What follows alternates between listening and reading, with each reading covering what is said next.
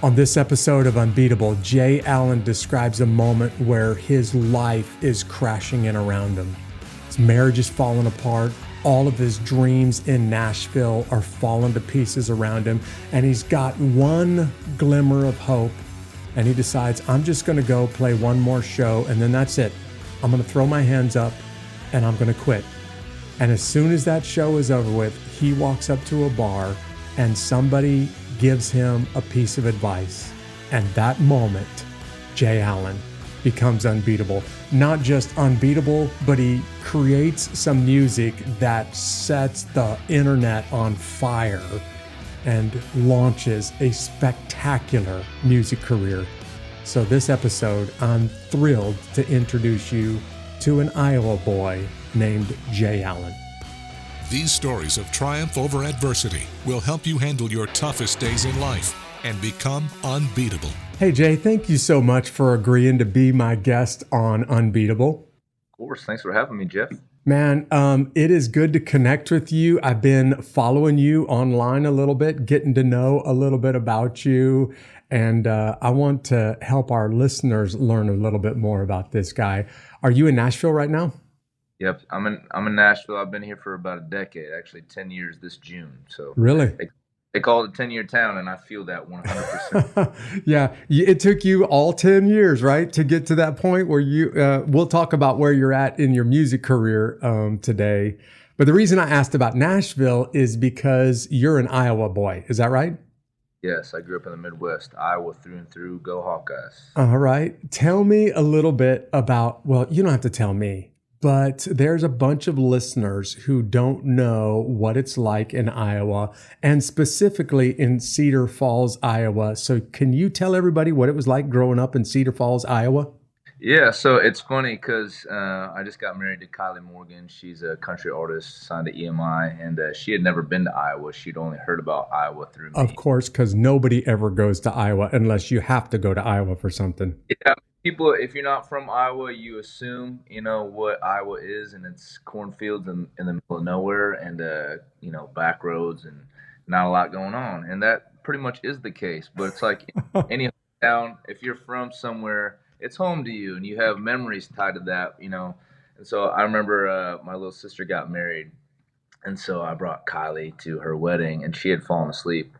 We flew into Des Moines, had to drive from Des Moines to this little where it was like a barn out in the middle of the country that they got married in. And Kylie fell asleep, taking a nap, and she woke up, and we were actually on a gravel road in the middle of cornfields.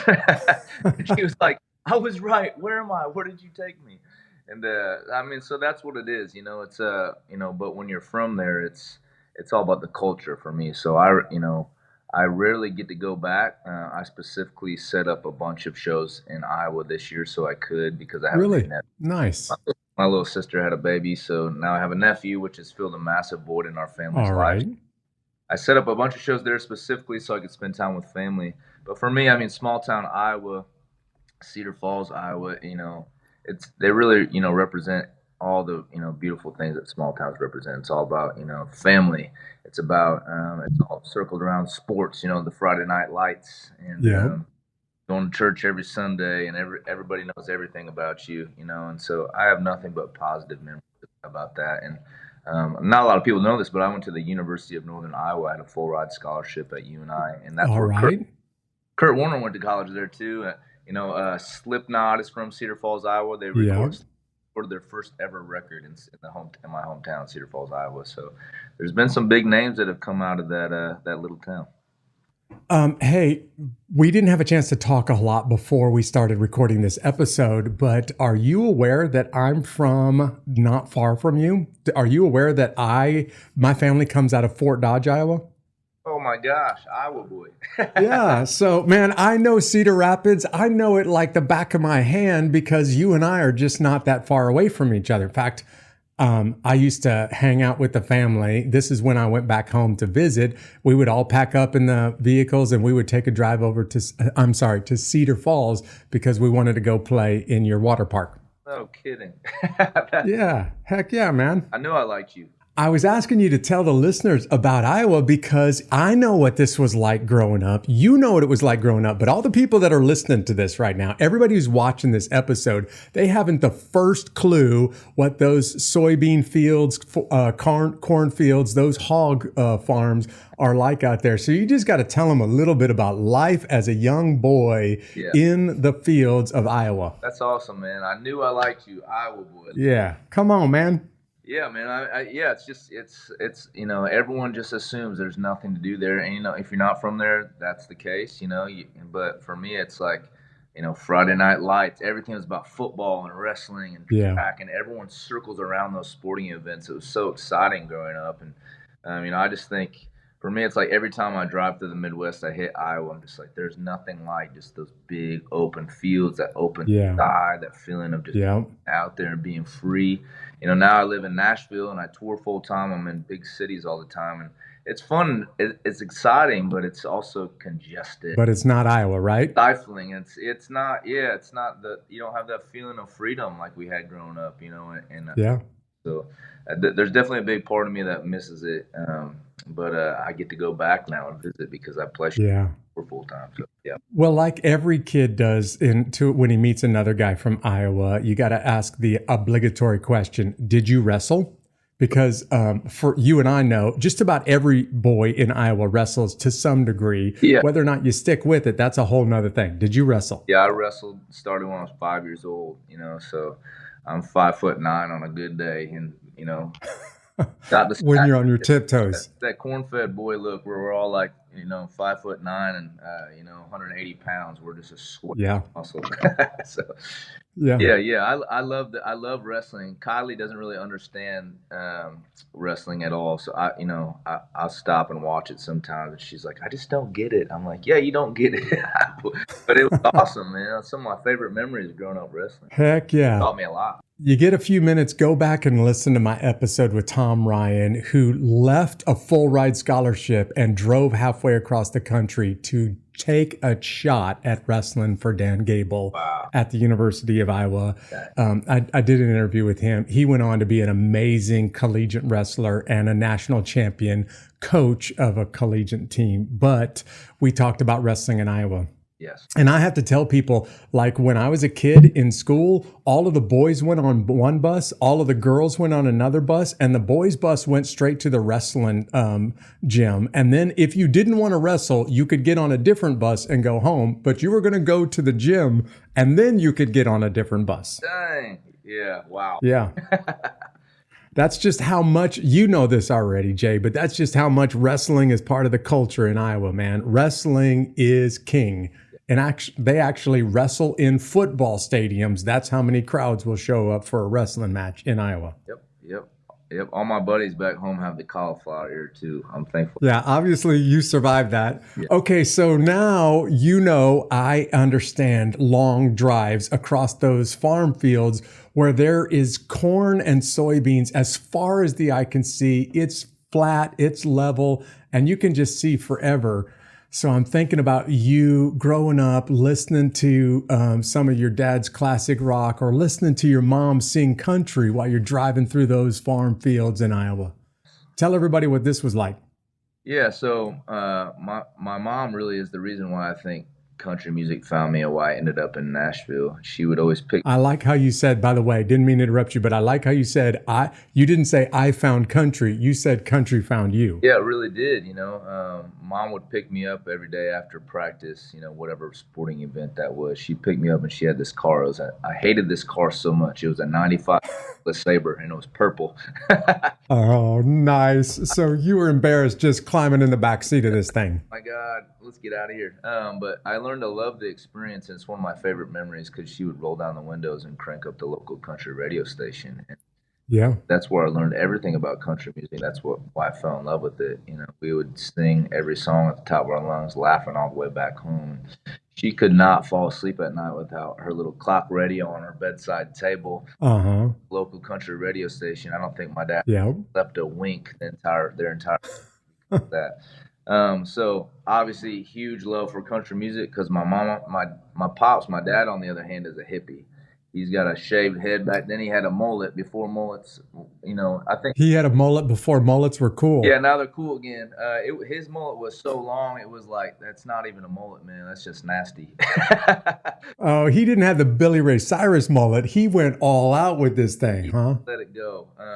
And he introduced me to what I classify as the legends of rock and roll. So he had an insane vinyl collection, and we go through. Really? He introduced me to Aerosmith and Led Zeppelin and AC/DC, all those bands. And I remember one day he came downstairs. He was wearing a jean jacket with the collar popped, and he had a matching jean jacket from 10 years old. He said, "Jay, it's time you go to your first concert." So we got in his '91 Ford Bronco and went to a Styx concert. I think it was Kansas opening up for Sticks at 13 years old. open Nice. to Mr. Roboto, man. So he introduced me Yeah. to rock. So I have a mother that loved country music, a dad that loved rock and roll. And so when I finally ended up in Nashville, got my first publishing deal and started writing full time every day. That's kind of where the sound naturally went to. The two kind of formed together, and that's been kind of the music I've been releasing. And we're planning on releasing a record hopefully this fall. Yeah. Working on that, and that's kind of the sound. I Yeah. really fell in love with alternative rock. Late '90s, early 2000s. Uh-huh. Live, Bush, Matchbox 20, Three Doors Down, which I just released a Three Doors Down cover. So that's kind of the sound. I have a lot of nostalgia. With music because of that upbringing. Even though my parents weren't musical per se, they introduced me to lots of different types of music. So, Yeah. yep.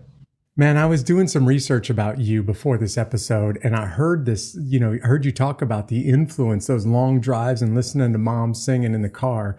And I was thinking back, man, I got you by a few years. So I was a few years before you in Iowa, but my dad had this old car that had an 8-track player in it. For all of the listeners who don't know what an 8-track player is, go Google it. Because he had 3 different 8-tracks, and we would drive for an hour, and he would just sit there and recycle those. One of those 3 8-tracks was Tommy James and the Shondells out of the 60s.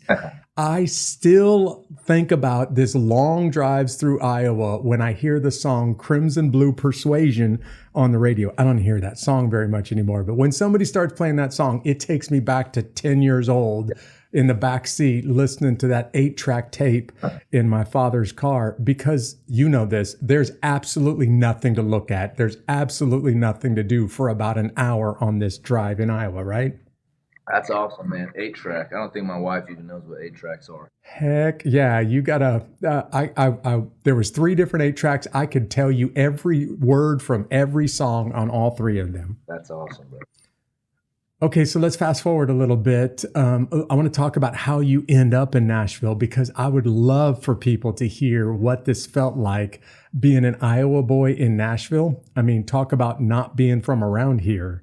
But I need you to explain to everybody how you end up in Nashville. How did you go from Cedar Falls, Iowa to Nashville? Yeah, I'm going to make this story as short as possible because it's the farthest thing from short. Honestly, Nashville, I never thought I'd end up in Nashville. I did everything in my power to not come here. Really? What were you trying to avoid Music City if you loved music that much? Yeah, so I've always been afraid of being a cliche. I've always been, do things the hard way, go against the grain, find your own path. And it was like, oh, if you're musically talented, move to Nashville. And I was like, man, I don't feel like I need to move to a city to do music. For me, I'm going to try to make this short. So my dad owned a No, man, you're good. We're doing a podcast. You can take some time. Cool. So my dad owned a restaurant in small town Iowa. It was like a country cafe. So wait a second. I got to know the name of it because maybe I ate there one time. What did he own? It was called Joe's Country Grill. I don't think they exist anymore, but he was partners with another guy named Joe. My dad's name is Joe. Okay. 2 Joes that went in on this together, and they had 2 restaurants called Joe's Country Grill. Wait a second. There is 2 guys named Joe, and the name of the restaurant is Joe's plural country restaurant, or Joe's Cafe. What is it? Joe's Country Grill. Joe's Country Grill, and they've got two of them. Your dad has a franchise, man. Yeah, well, he did. He actually ended up hiring my mother before they even entertained dating to be a waitress. So they actually met at the restaurant and fell in love working together. So thus I was born. Really? I was actually in their wedding. I was 3 months old and in the wedding. It was kind of a shotgun wedding, but yeah, their story is they fell in love, because they had me. So it ended up being a really beautiful thing. I know that's not always the case. So some of my oldest memories are they'd get up at 4 a.m. and they'd take me into the restaurant to open up. And so slowly but surely, all the old guys would trickle in to get their coffee and sit at the bar and have breakfast. And it grew me up really quick because, all the old guys bestow their wisdom on me as a kid. And so there was a couple that would come in every morning, and they would always they had a light about them. And I just remember being really, really captivated by them, how positive they were, and they would always invite my parents to go to church. And my parents, I think, had a bad experience with church growing up, and so they expressed their faith, and they like that to have faith, but we didn't go to church at the time when I was a kid. So they would always politely decline, and then they decided to start working on me. My parents eventually agreed to allow this couple, their name was Ron and Lila Fouts, which is why I ended up becoming a wrestler, because Ron loved wrestling. He actually introduced me to Dan Gable. And so my parents allowed them to pick me up every Sunday and start taking me to church. And we'd be in the front row in this big Baptist, church every Sunday morning. We never ever missed. And one morning, we sang out of hymns, and I'm 8, 9 years old, and I'm have a really high voice. I'd gone through puberty. Yeah, I didn't care. And I just remember Ron grabbed me by the back of the neck and he said, "Jay, you can sing, buddy." He goes, "I'm putting you on stage next weekend, and you're gonna sing." No, he didn't. Yeah, so he put me on stage. I sang like "How Great Thou Art" from the whole church, and wow, that was the first time I just sang in front of everyone, and then seeing their response made me truly believe that maybe I can sing. So it just it escalated, and every opportunity I had to sing in front of the church or for the church, I did. That turned into me, helping start ministries, youth ministries, college ministry at University of Northern Iowa called Basic. Ended up exploding, turned into like that, about 1,000 kids showing up every Thursday night on campus. Yeah, man, look at you. I would lead that. That turned into me and like a internship at the local church. That turned into me doing that as a career. And I did that for about 8 years. I ended up in Atlanta for about a year. I ended up in Savannah, and I really truly believe that I'd found my calling, that was my purpose, to be a music director / worship leader. And I know that's a lot of people's stories. For me, I was dead set, like this is what I'm doing. And I was very pure-hearted in it until, unfortunately, when you become an adult, you find out, I say it's like Santa's not real. Like the Easter Bunny doesn't exist. You get your heart broke. Yeah. And I got my heart broke in the church just a few too many times. It became too real to me, and I just could not be involved. So I won't get involved I won't get into the nitty gritty, but some people that I really, really looked up to let me down, and I decided it was time to part ways with that church. So I made that tough decision, and this is something not a lot of people know about me. But before Kylie, I was married. We were high school sweethearts, and just got married too soon. So we were together at that time, and I remember feeling like, man, I know I made a really hard choice, but I had to make that choice. Yeah. But suddenly I didn't have a job, and I had a new wife, and we were just kids, and so we had to go back to Iowa with our tail between our legs from Savannah, Georgia. Wow. I took another church job. Not like I said, I had my heart broke, so I was doing it for the wrong reasons, because that's all my experience. So I took a job just because I needed a job, and that's what I knew best. And about 9 months into that, we're living in Des Moines, Iowa. My ex wakes me up, and she said, "Jay, you're not happy." I was like, "What do you mean?" She goes, "What do you want to do?" She had to tell you that you're not happy. She's like, you already knew that, but she now knows that. I already knew that. She felt it. It was driving a massive wedge, in between our relationship. It had, pretty much dissolved our relationship because I was checking. Mm-hmm. And I said, "What do you mean?" She goes, "You need to just go to Nashville and do music the way you want to do it." She told you to go to Nashville? Said, "You need to go, and you need Wow. to go right now. Otherwise, you'll always regret it." She goes, "Don't do it for me. Do it for you." And I was like, "Damn." Over about 2.5 weeks, she convinced me, and I still had a lease with a condo in downtown Des Moines, and she said, "I'll stay back for the remainder of the lease." It was about 4 months. Uh-huh. You just go, get plugged in, do whatever you got to do. I'm giving you free reign. And so I did that. I had one suitcase, I had a guitar, and a pastor friend of mine connected me with an older couple that lived outside of Nashville in Hendersonville. And they had never met me, only heard about me. And they had an in-law suite in the back of their house, a private apartment. Yeah. They said, before even meeting me, they said, "Just because of what we heard about you, we're going to let you stay there free of charge. We will not charge you a dime." Wow. And so my first 4 months in Nashville, I was working full time, writing full time, and getting plugged in. Which, to get plugged in anything, you just be present, Sure. meeting as many people Yeah. as good, going out every night, and just exhausted, sending all my paychecks back to my ex and Uh-huh. pay for the lease, and I would still try to write a check and give it to this couple every month for rent, and they would rip that check up and they'd put it back in my kitchen. Every Sunday I'd come home from church and my whole kitchen would be full of groceries. Like I wouldn't Wow. be able to survive and get on my feet and get plugged in here in Nashville if that wasn't the case. God gave me a pair of angels to help me. Can you tell us the first names of that couple that let you stay in their place for free? Yeah, I'll tell you his name is Paul Frank, and he was a pastor. He's now a retired pastor. Still lives in Hendersonville with his wife, and he would not take any credit. He would not take any money. Wow. He didn't want to be known or recognized. He just said, "I feel called. We feel called to help you. We feel like you're special." And I was just like, it was so overwhelming, Man. and so beautiful, and so for me of God. I thought, man, this is where I'm supposed to be, and I can't let anyone down. I have to just keep trekking and figure it out. So that's what brought me to Nashville, The fact that your wife is telling you, go, I know you need to go. When you show up, there's a couple that just throws open the doors and gives you everything that you need to pull this one off. Man, you can't ignore that it's all fallen into place, and not fallen into place on accident. It's fallen into place for a reason, right? And the story goes on, and it's pretty nuts to me to look back now, like just to say this out loud.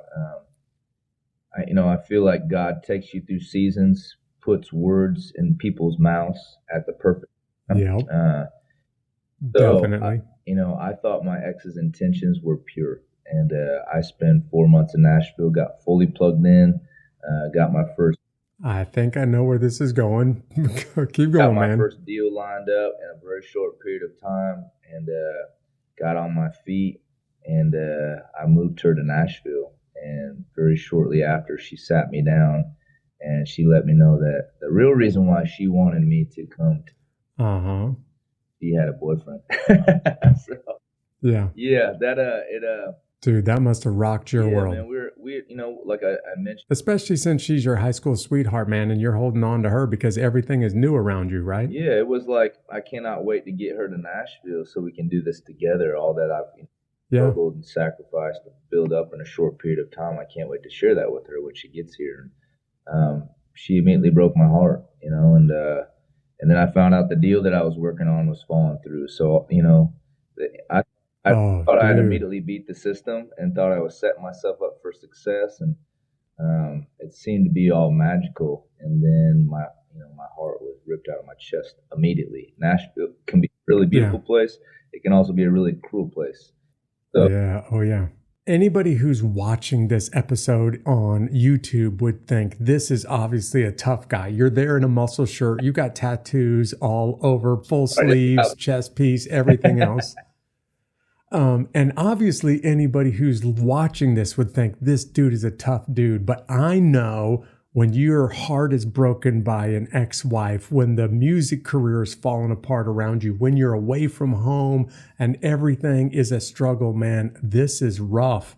And I'm just thinking about the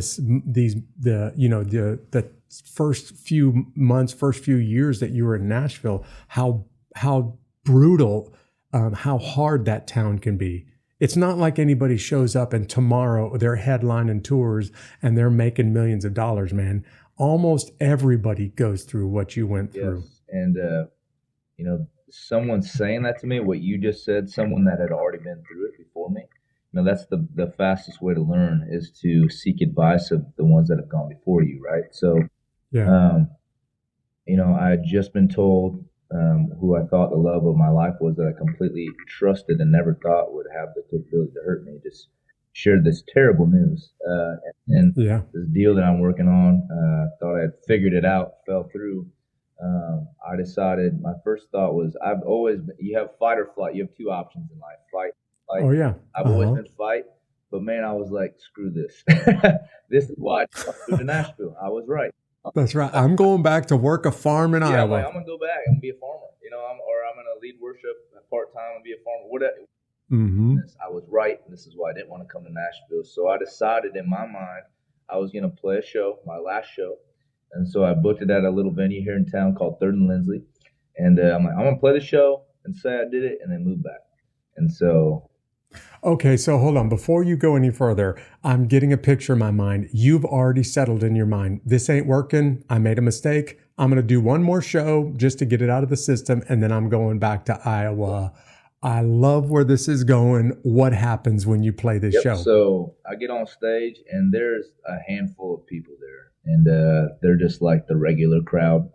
If you imagine being on stage and looking out, instead of having faces looking at me, I had a bar in front of me, and at the bar, and they're all looking at each other. It doesn't matter what you say; they're not interested. It didn't matter that I was even there. I was just background music, and so I did the dang thing. I played the show, and I walk off stage, and like I said in my mind, I'm going home. I'm done.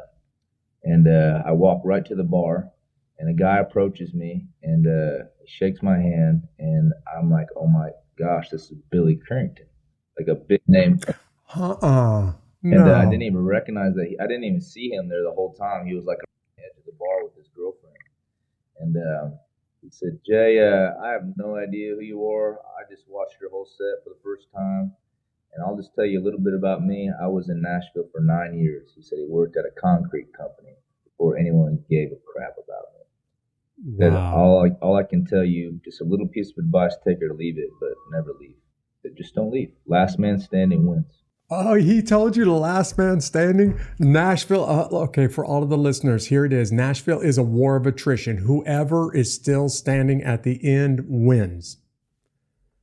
I love it. I'm going to quote Billy Currington here. That's the reason why I stayed. And so I sucked it up, man. I was like, man, another moment in time where God puts some words in someone's mouth and really shocks me and surprises me. So that obviously lit a fire up inside of me, and that was the moment I made the decision.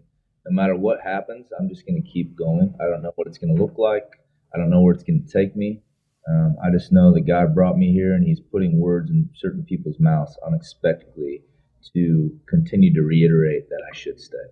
And so I did, man. I just I kept just doing what I was doing, making friends and writing songs, and it led to me getting a publishing deal. And so for the first time ever outside of Christian music or the church or leading worship, I was getting paid to do music. Getting paid to play some music. How about that? Yeah, so I took that very seriously. I'd write 2 songs every day, sometimes more. I would write on the weekends. What? 2 songs a day? Oh, yeah. I thought immediately, man, like, how lucky am I? How many people in the world would love this opportunity? So I'm not going to lightly. I'm going to give it my all. And so every day I'm thrown into a room. It's like a first date with a handful of people where we have to basically, speed date, tell each other everything about each other, get to know each other, and then try to write the best song possible. And did that nonstop for 2 years. That led me to my next publishing deal with Sony. led me to writing a really fun song called Sounds Good to Me that Sirius XM The Highway picked up. And they called me and made me the highway find. And suddenly I went from, man, I'm there's nothing inside of me that's, that wants me to be in Nashville, but suddenly I'm in Nashville doing the dang thing, and I hear one of my songs on the radio. And it just kind of spiraled after that. That led to me, getting a manager and then signing on with a booking agent. And before I know it, I'm opening up for the Billy Curringtons of the world, and I'm on the road in front of hundreds and thousands. And it's just like, oh my gosh, like this finally happened. And it was a really, really beautiful start. And then my mom got sick, and then I, out of therapy, out of heartbreak. I just needed to get it out of me. And now I've learned that's where all the goodness and all the greatness comes, is when you write something, not just to try to get something for yourself, but you write something because you're called to do it, whether writing a song or creating any piece of art or doing a beautiful, awesome podcast like this. Like, when you feel called to do something and you do it, that's when the greatness happens. And so that's what happened to me. I wrote a song for my mother out of heartache. She was diagnosed with early-onset Alzheimer's at age 51. And that's, it's a long, long story, and we can get into it, but that's the thing that showed me my purpose. That showed me my purpose for music and to use my voice and how I was supposed to direct that. And one song and me being a complete open book and utilizing my music and my voice for that purpose has done so much good and raised so much money. And I'm so glad that I listened to my ex-wife. I'm so glad that God put in a room when I was completely heartbroken to tell me some really important words. And now I'm even thankful for my mother's path and the legacy that she left, because it made me one strong dude. Yeah. Well, I want to tell you, the whole reason for this podcast is exactly what Billy Currington said, man. We're just trying to help people that are going through it right now or about to go through it like you did. Hang in there. And when you're at that last show, if Billy Currington doesn't say this to you, maybe you take off and head back to Iowa. Maybe none of this happens. But because he looks you in the eyes and says, listen, man, don't quit. Don't stop. Last man standing wins.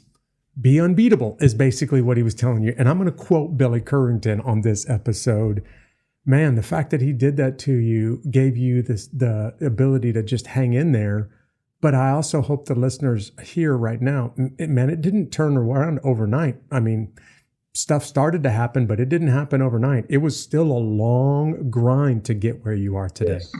Life is like anything for anyone. It's a roller coaster ride, And with the good comes the bad, and with the high peaks, there's the low, dark valleys, and you just got to take it one day at a time. So there's been, and the low valleys and the dark moments tend to last a little longer than the good moments. But the good ones are what you hold on to and what get you to the next.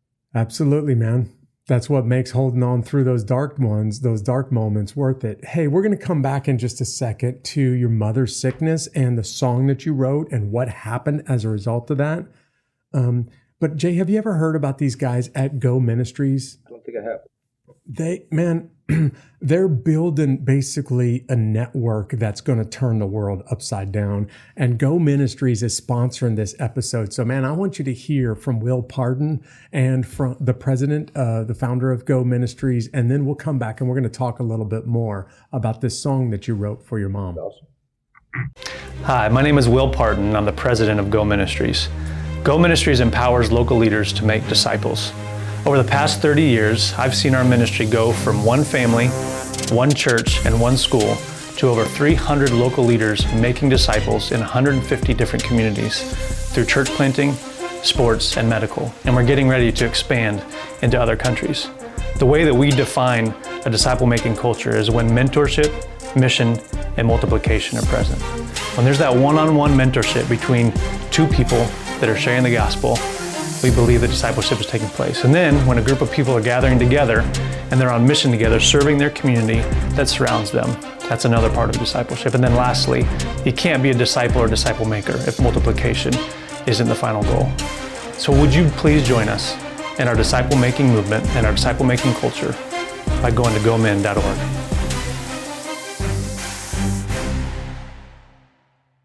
Jay, listen, man, you mentioned that your mom is 51 years old, which for the early onset Alzheimer's seems radically young. And she gets sick, and you decide that you're going to write something that means something to you. And I was just listening to you talk, and I was thinking there is a world of difference between writing songs for money, and there's nothing wrong with it. By the way, you got to pay the bills, got to put food on the table. But writing a song with meaning versus writing a song for money, that's a radically different world. So before we get to the song, tell me what it was like when you found the news out. Describe what it's like for the families of Alzheimer's, because I've been around more than a couple of families impacted by this terrible disease. Yes. I take a lot of pride in now being one of the faces that can shine light on this disease, Man. Make it almost cool to talk about the struggle. I've created a safe place on social media, especially Facebook. I never really understood the importance of social media until this happened to me. And now I take a lot of pride that my social media, especially my Facebook, has become a place of community for people to feel safe and talk about struggle. Yeah. So my dad called me. It was a phone call. I'll never forget. I'd been in Nashville for a couple of years at this point. And so he called me from small town Iowa. Said, Jay, it's my obligation to let you know what happened this morning. My mother had been going to the same place of work for years and years and years. Drive there in the morning with her eyes closed. I'm sure of it. He said, your mom called me this morning. She said she had pulled over on the side of the road. She was crying her eyes out, and she had no idea where she was. Yeah, she was confused and didn't know where she was. Please come pick me up. And so I was like, what? That makes no sense. And he said, well, she's been struggling for a while now. Looking back now, I wish we had been more educated and taken it more seriously. I know a lot of people are like, now because, especially people that follow me, everyone is like, ask me questions like, do you think my mom has Alzheimer's? This is what's happening. So a lot of those are just like being a little forgetful. You should take that seriously. Yeah. My mother was terrified to play trivia games because she would always lose because she, So looking back now, there's a lot of signs even in her like late 40s that this was onsetting. So she was age 51 when she was officially diagnosed with early onset Alzheimer's. They call it early. She was so young. It is so rare to get diagnosed at that age. It took her life in 2 years and 9 months, which again is very rare how fast it progressed. That came with Parkinson's and a world of pain. Oh, man. And I educated myself very, very quickly. The next phone call from my dad was, I feel like it's my obligation again to make sure you get time with your mother before this gets any worse. And so a drive from Iowa. It's about an 11 hour drive to Nashville. And my mother raised me like I was the shit. Excuse my language, but like I was a cocky kid because I was surrounded by love. I was the oldest. I was the only son, and she treated me like a king. And so the one thing I miss the most about her is how a mother looks at a child. And so I expected that look when I opened up the door of my home. When you went home to see her. So they opened up the door, and it's hard to describe the feeling of someone that raised you, that treated me like that, surrounded me in love, to look at me and look straight through me like I was nothing. I about fell to my knees. I was so disappointed. It was like an out-of-body feeling, like, no way this is happening to us. It upset me to the point where, again, you have two options in life, fight or flight, and I would choose fight. Another moment where I'll admit I chose flight. I said, Dad, I don't know. We got to get out of here. So let's just go out. I don't know. So he got her dolled up, and we took her to a well-known venue here in Nashville called the Sutler Saloon. And we've all heard about the power of music. None of us have gotten to actually experience it. Like I said, I was a music director at churches and led worship, helped build and create these environments where people felt safe to worship and, have a moment with God. And So I thought, for sure, I've experienced the power of music. No, sir, I had not experienced it fully in its in its biggest beauty. I opened up the door of that venue and I felt it immediately because my mother, who had dementia, Alzheimer's, had a blank Yeah. on her face. Yeah. She was not with us. When she saw that band on stage and she heard that music rocking, that went away, and she wanted to go. She came rushing back. Rushing back, man. So being the Wow. oldest, I got two little baby sisters. I've always been the fixer and the glue in our family. So I saw a moment and I took advantage of it. So I grabbed her by the hand. I pulled her to the front of the venue in front of everyone, and we started slow dancing to a fast song. And I didn't care that everyone was looking at us. I just wanted to take that moment with her. Wow. The band caught on. I actually knew the singer, Eric Headley. He saw what was happening, and he saw my mom, who looked ill at the time. You could physically see it. Yeah. Ill. Yeah. So he had the band slow everything down and created this moment. And I just felt, oh man, that's beautiful. I just felt Mom take this big breath and just leaned in. She goes, "Oh, Jay, I've missed you. It's so good to see you, son. I love you." And Wow. I just lost it right there. And we danced a little while Yeah. longer. And that was the thing that inspired me and put a song in my brain. They spent 2 weeks with us in Nashville. Every moment I had with her, I'd try to get her back like that. Sing her songs, make her laugh, whatever I could do. And they walked out the door, and I had this whole song in my head. The hook line was, even though it was a really, really sad moment for us, I had this really positive thought. And it was, "Hey, I still see you. I know you're still in there. I still see you. Yeah. See you between those blank stares. You're there. I'm gonna fight." Yeah. That's where I wrote it on Music Row with a good buddy of mine who's gone on to be a mega hit songwriter. And when you're signed to a publishing company, you're supposed to turn in your songs. You write, then you give it to them, and that's what they pay you to do because they're trying to cut your songs and make money out of them. So I did that. We just wrote this song, and I shared with him the story, and just two guys with beards and tattoos crying for a whole day writing this song. And wow. turning the song, I get a phone call a couple of days later, and it was the president of Sony at the time. And he said, "Jay, you don't know this about me, but I'm listening to your song, and I know exactly what it's about because I lost my dad to Alzheimer's, and I was his caregiver for the last 5 years of his life."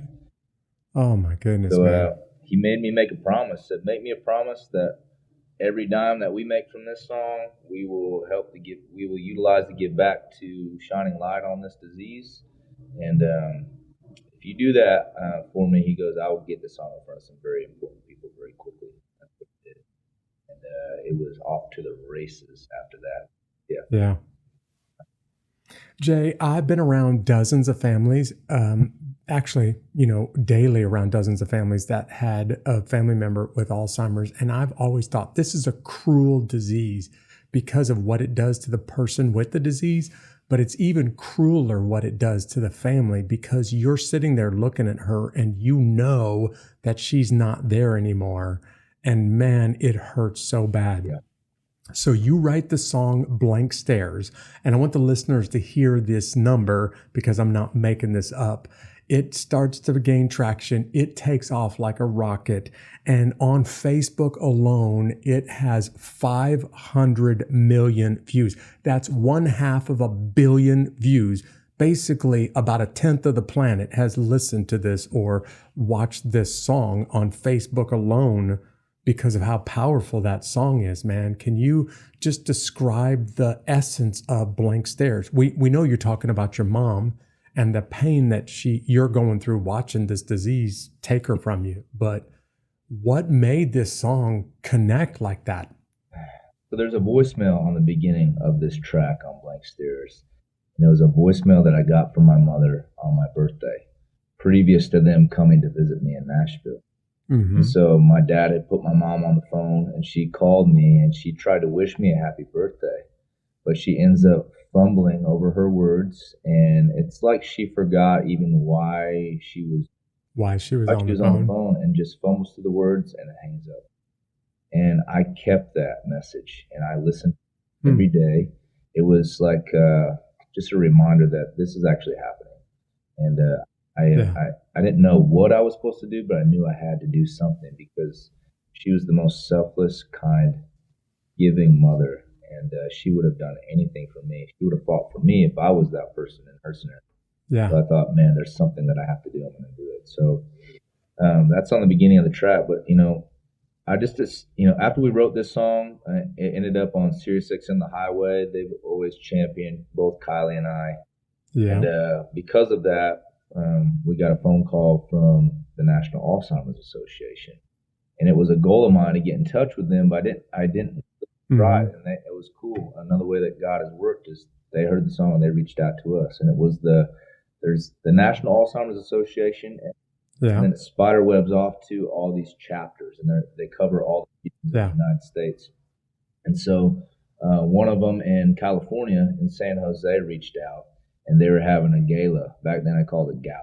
Now I've been educated, it's called gala. But, now that they've taught this Iowa guy how to talk in fancy settings like this. They raised me up real quick. It's called gala. But they basically wanted me to come and get on stage at this gala and to tell my story and sing this song. And it was part of, pulling the heartstrings of the people that were attendees. Yeah, sure. So they had a silent auction and raised a lot of money that night. But so I went in blind. I'd never done this before. So I remember standing just watching in the back with my band. And I realized, dang, everyone's in suits and ties. All the females are in really nice dresses, and we're like in ripped up jeans and cut off shirts. And I'm like, oh, wearing your Nashville ball cap. Yeah. So Kim Paisley walks on stage. It's Brad Paisley's wife. She's a famous actress. She walks on stage, and I'm like, oh, dang, she's here. That's cool. And she introduces me to come on stage with my band. And I was like, oh. So I put my beer down and walk on stage. And immediately I realized Garth Brooks is sitting in the front row with this cowboy. Oh, no. And I was like, the biggest name in country music, the biggest name alive in country music. Yeah. And I was like, no pressure, right? Like, what's happening? Where am I? And so I'm just a normal dude. So I did what I was brought there to do. I just introduced myself, told our story about my mom getting sick. I sang the song. And the most beautiful thing happened after that. The power of music. In that room, there was some of the most famous, successful people in the world. In that moment, it didn't matter. It didn't matter how much money you had, how famous you were, who the heck you were, if you were Garth Brooks or Joe Slow, whatever. Everyone stood up and applauded and hugged each other and cried because everyone on the ground. And that's we were. Because nobody has the answer to Alzheimer's right now. No matter how much money or power you have, you can't stop Alzheimer's. Yeah, you can't. And everyone felt that in that room. And there was it was almost like a weight was lifted because we all had a common ground. We all realized we're human. We're all struggling with something that's really hard to explain. We're all losing someone to Alzheimer's or have lost someone to Alzheimer's. Mm-hmm. Man, that was a moment that has left a fire in my belly for the last 4 or 5 years. And that turned into me saying yes to every single show, every single benefit, every single fundraiser, every single gala that has come my way. And one very important moment, we got invited to open up for a big artist named Jake Owen, country artist in Iowa. And I was like, man, since we're coming through Iowa, and this song is starting to gain traction, I'm seeing all the good that's coming from it. I thought we can only talk so much and educate people so much. Yeah, right. Yeah. I thought, what better way to teach people about Alzheimer's than to show them what it looks like? And so I called my dad and I said, I have a conflicted thought, but I think it could be really powerful. I said, what do you think about me bringing Mom on stage? At the end of my show, right before Jake Owen goes on in front of a couple thousand people, what if I brought Mom on stage and I showed them what this looks like? And he said, yeah, let's do it. He didn't question me. And so we went through our whole show, which is a really, really fun, upbeat, rock and roll country. Yeah. And, a country crowd, only paint the vision for you. They're there to have a good time at a party. So sure. Everyone's partying, to our set. we get to the end, and I look at my dad side stage, and he nodded his head yes, and she was all smiles. So I grabbed her, I pulled her to the very center of the stage in front of everyone, wrapped her arms around me, and I wrapped my arms around her. I told her to sing the song, and those couple thousand people who were there to party shut the heck up, and they listened. I bet. And it was dead silent, and I showed them what this was, and it was overwhelming. Yeah. And I thought after it was done, the response was so beautiful. Now I always go directly to the merch booth or whatever the setup is after, Mm-hmm. and I'll be the last person to leave, because after that, man, there was a 2-hour long line at the merch booth, and Yeah. it felt a safe place to share their story of heartache. Uh-huh. Strangers put their head on my shoulder and cry, just hug me, and I just knew this is what I'm supposed to be doing. And so every time we came through Iowa, we did that. And one show in particular, someone took a video on their phone and they put it on their Facebook, and it turned into 8 viral videos that exploded. Yeah. It just broke the internet, basically. And then media caught on, and ABC World Nightly News got a hold of it, People TV, every outlet you can think of. And before I knew it, I just kept my head down, said yes to everything, and before I knew it, I thought we had raised about $50 million, and then we actually had to do a fact check because I went on The Voice and I said that. And before they aired it on TV, they had to do a fact check, and we actually found out we've raised now over $100 million to help fight against it. Man, $100 million. Holy cow. That's incredible. Yeah. Hey, you went from the Highway Find on SiriusXM. By the way, I know about this Highway Find. It's a great place for artists to start a career, to becoming nominated for the Male Artist of the Year at the 2020 CMAs. Man, that had to feel really good. So what's next, man? Tell everybody about the album, Betty James, and what's coming down the pipe for you. Yeah, so because of everything that's happened, I made friends with a guy. Just another one of the ways that God's worked in my life that actually happens to be the head of a record label. It's the third largest music distribution company, label services company in the world, called One Art. Okay. They have now made their presence in Nashville, and before we were even talking, we had just made friends along the way, and we were one night, and he had let me know that he was sick. One of he had lost a kidney already, and then his other one was failing, and he needed the kidney. The way my brain works was, well, how do I give you a kidney? So, of course you're going to give him a kidney. Yeah. Look, I got 2. I only need 1. Here, you can have 1. That's my thinking. Like, man, if I was in that, I immediately felt called to help. And so I asked them how I could help. I did all the testing, and I found out I was a perfect match.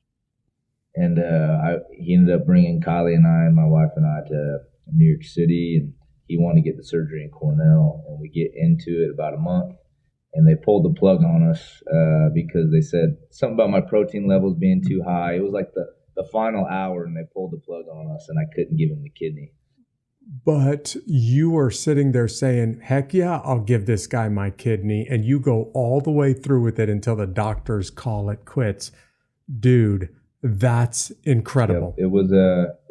It was, I had no idea what I was getting myself into. I learned about my body too, so I'm glad that I did it.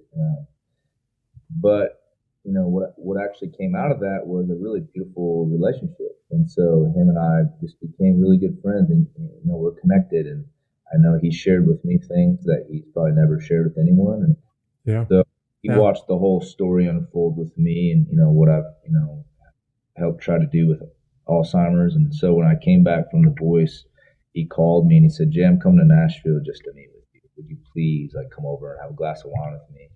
And so I said, yeah. And he offered me a deal. And so I'm about ready to announce a record deal, and all right. Really unique situation. And you can work your butt off as an artist, but all and not get this opportunity. Great artists in the world have a great team, And so God has now finally, for the first time, circled a really awesome team.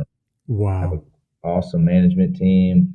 label team, PR team, and now I have a radio team as well. So we're trying to figure out what radio is going to Nice. radio in the next year, at least. Hopefully by fall we'll be hearing a single of mine on country radio. Yeah. And I'm about to announce all these things soon, so you're the first to hear it. It's not even on the internet. Listen to that. How about that, Unbeatable audience? You're the first to hear about this massive success that Jay is about to go through. Hey, tell those guys at SiriusXM we want them to pick up this podcast and start carrying it. I've been trying to tell them to grab our podcast. It's pretty much everywhere else. They might as well carry it on SiriusXM too. Awesome. Yes, we love SiriusXM. Hey, I just, as you were talking, I was thinking there are musicians out there that will sell their soul to get a contract that, and they can't pull it off. And you were just willing to give away a kidney. I mean, totally free. Yeah, man. Yeah, it's wild how the Lord works. No, really, truly, only God could work out circumstances like this, man. I'm serious. It can't be explained any other way. Yeah.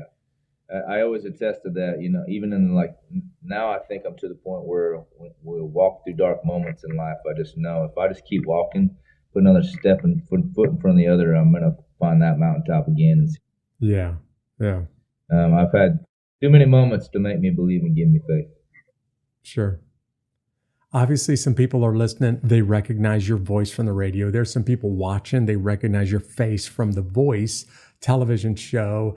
But you got this album coming out. Any idea when it's going to be ready? And how do people that want to know more about you find out more about you, Jay? Yeah, so that's the cool thing about social media is, like I said, I never understood the importance of it until this story with my mother and the fight against Alzheimer. So I'm all over all the socials, Facebook and Instagram and TikTok. They're all at Jay Allen Music, JAYALLEN Music. So I try to stay as relevant as possible on there. And then my website is jallenofficial.com. And, man, the what's next is, everyone knows me now. A lot of people, not everyone. A lot of people know me now for the cause I stand for. That will always be the forefront of what I do and what I represent and how I want to be perceived. But mentioned previously, my dad introduced me to rock and roll. I mean, I'm covered. All right. And I have this 5-piece band, and we put on a really, really fun show. And so the record is going to be a lot of those types of songs to kind of start nice. The what's next and that other side of me. And it's going to be a journey because I've never actually put out a full record. I've never dug in and tracked at a studio and done it the right way. So it's going to be a 12, 13 song record, and I'm projecting for it to be released top of the fall. So there might be all right that I released before then. I'm working on some other cool things in the background, maybe part of a film for caregivers. Look at you. Wow, man. Yeah, lots of cool stuff we're working on. And in between all that, I'll be navigating, starting to visit radio stations and play radio events. And I have a crazy tour schedule this year. And my wife does too. My wife is we literally never see each other. So yeah, it's a lot, but it's all good stuff. I'm very, very thankful.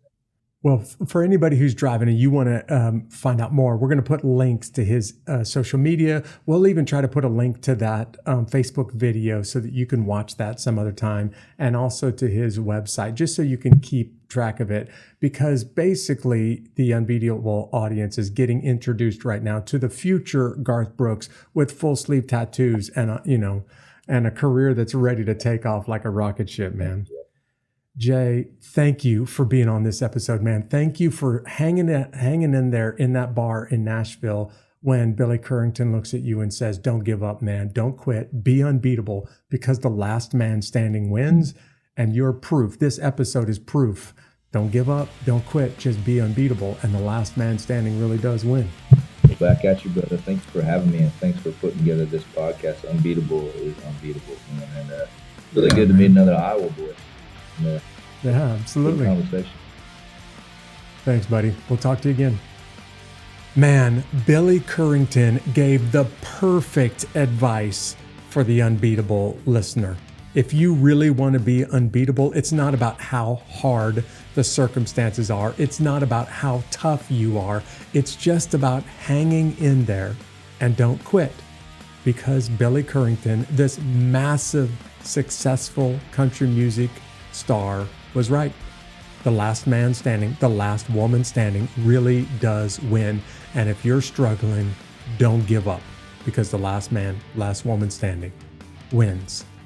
I hope that you were fired up by this episode. I hope you heard a couple of things that really encouraged you. And if you're not familiar with Jay's music, I hope you'll go out and get familiar, because I really do believe this guy is on the way to the top. By the way, if you just found our broadcast for the first time, why don't you go ahead and subscribe on your favorite social media platform, or go ahead and follow us on whatever platform you get your podcast from. If you want to see more from Jay, you want to watch this thing, you can always tune in on YouTube. But I just want to tell you, we've got some pretty incredible listeners. And this week, our fan of the week is Brooke Bowen. And Brooke, I just want to thank you for being so connected and so committed to the Unbeatable audience. I just want to thank you, Instagram at 2Bravo Solutions, Brooke Bowen, for being our fan of the week and for all of the ways that you're hanging out with us and connecting with this podcast. If you want to get connected with more than just an episode to listen to, we got giveaways, we've got free content, we've got a group of people connecting together. They're called the Unbeatable Army, and it doesn't cost one penny. If you want to become part of this Unbeatable Army, just go to unbeatablearmy.com. I'm glad you tuned in to hear about Jay's massive hit, Blank Stares, and I can't wait to introduce you to next week's guest. See you next week.